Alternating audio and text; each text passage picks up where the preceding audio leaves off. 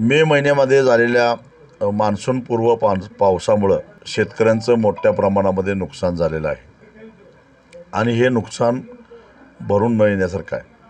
नुकसान झालेल्या शेतकऱ्यांची संख्या कमी आहे, परंतु जे नुकसान झालेलं आहे ते त्यांना पेलवण्यासारखं नाही आहे। फळपिकं असतील, भाजीपाला असेल, केळी असेल, मोठ्या प्रमाणामध्ये नुकसान झालेलं आहे। कांद्याचं मोठ्या प्रमाणामध्ये नुकसान झालेलं आहे। तेव्हा त्याचे पंचनामे होऊन त्यांना नुकसान भरपाई राष्ट्रीय आपत्ती निवारण कोशातून दिली पाहिजे अशी आमची मागणी आहे।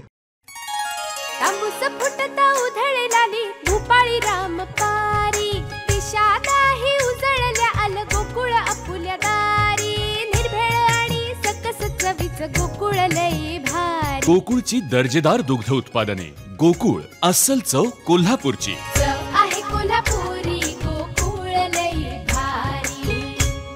मगाशी मी म्हटलं त्या पद्धतीनं शेतकऱ्यांची संख्या कमी आहे, परंतु नुकसान जास्त झालेलं आहे आणि त्याला पेलवणारं नाही आहे। नेहमीचे निकष लावून चालणार नाहीत, कारण 65 मिलीपेक्षा जास्त पाऊस झाला तरच अतिवृष्टी गणली जाते आणि म्हणून अतिवृष्टीच्या संज्ञेत कदाचित बसणार नाही, कारण यावेळी सलग पाऊस पडलेला आहे।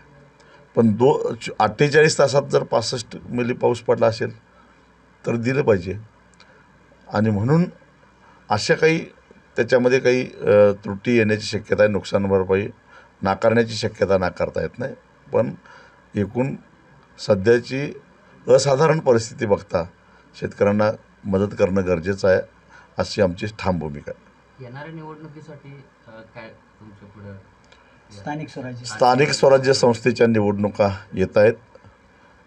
जर वेगवेगळ्या सभागृहामध्ये सच्चा शेतकरी प्रतिनिधी नसेल तर काय वाताहत होते हे अलीकडच्या काळामध्ये दिसून आलेलं आहे।